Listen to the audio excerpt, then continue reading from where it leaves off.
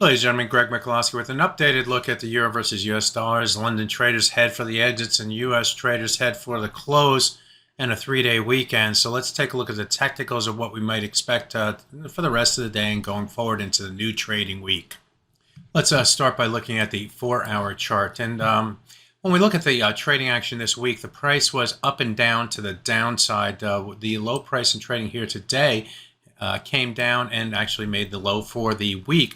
But that low price stalled against this blue line right here, which represents the 100 bar moving average on the 4-hour chart. It also stalled against this swing area through here, where we had a number of different swing lows and swing highs going back in time, forming this swing area. All these levels, including here, here, here. We'll move from being support to resistance. And in trading last week, the price came up to that area, rotated to the downside, and rotated back to the upside, extending to the upside off of that CPI data in the U.S., also retail sales.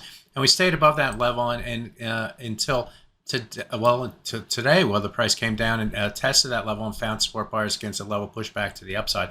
Also in play today was the 100-day moving average. The price held that 100-day moving average in trading yesterday and on Wednesday, but the momentum to the downside continued in trading here today, pushing the price below that level. But then when we move back above the 100-day moving average, what did we see? We saw sellers turn to buyers and the price moved to the upside. We are trading near the highs for the day at 108.55 off this hourly chart. So the buyers are trying to make a play. So overall on this daily chart, or this 4-hour chart, what can we say? Well, we're above the 100-day moving average. We're above the 100-bar moving average on the 4-hour chart. We stayed above the swing area right through here. We are off we're still off the highest prices for the end of December and certainly for the year. But there's more of an upward momentum here going into the weekend. Now let's take a look at the hourly chart and see what that is telling us.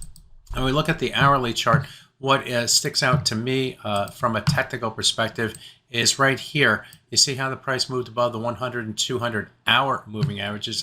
That's these two lines right through here. And the corrective move in the New York session came down. And where do we find support buyers?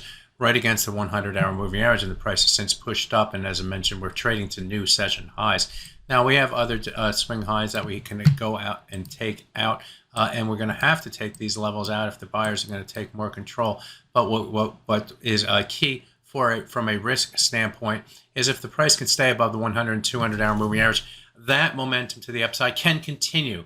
It leaves the door open for further upside momentum going forward with the other levels in play, including the highs for the week up to around the 109 level for this currency pair. So going into the new trading week, the 100-hour moving average is going to be one of the key barometers for both buyers and sellers. Staying above is more bullish, moving below is more bearish. If we do move below that level, then the 100-day moving average becomes the next key target on the downside. You can see what happened more closely yesterday and today at that moving average here, and how the price tried to stay below that level but couldn't, and then when we moved back above it, it was buyers entering, sellers exiting. So that's my look at the euro versus US dollars.